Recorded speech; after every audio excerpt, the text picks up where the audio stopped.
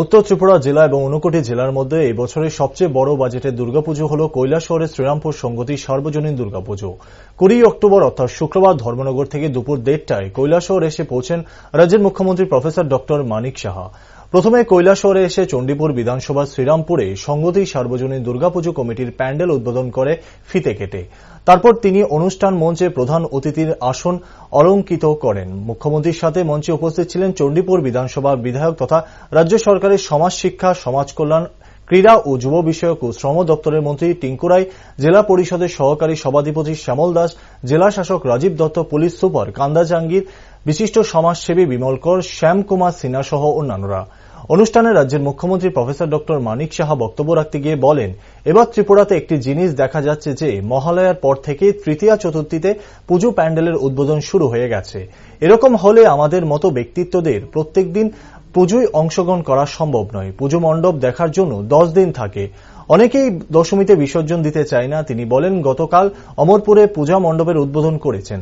এখানে আসার আগে ধর্মনগরে পুজো মণ্ডপের উদ্বোধন করে এসেছেন। এখানের পুজোর মণ্ডপ আগরতলা থেকে কোনো অংশে কম নয়।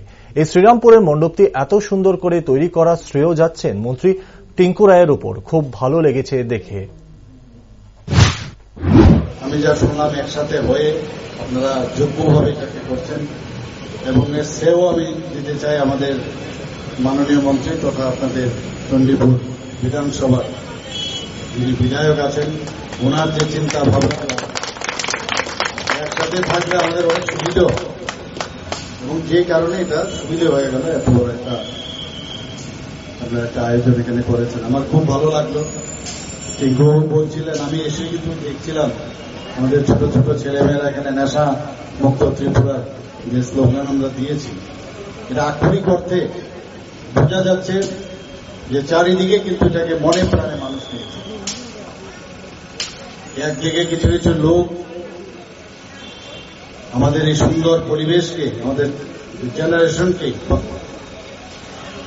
নষ্ট করার যে কুচক্রীরা ওরা চেষ্টা করছে, আর আমরা আরেক দিক দিয়ে চেষ্টা করছি কোনো অবস্থায় যে জেনারেশন, প্রায় 2-3 জেনারেশন নষ্ট হয়ে গেছে, ফ্যামিলি নষ্ট হয়ে গেছে। সেই জায়গায় আমরা চেষ্টা করছি এর থেকে মুক্ত হওয়ার জন্য। এই যে যুব সম্প্রদায়, তারা যদি এটাকে প্রতিরোধ করে তবে সরকারের পক্ষে অনেকটা সুবিধা হয়ে যাবে। সরকার একার পক্ষে সেটা কোনদিন সম্ভব নয়।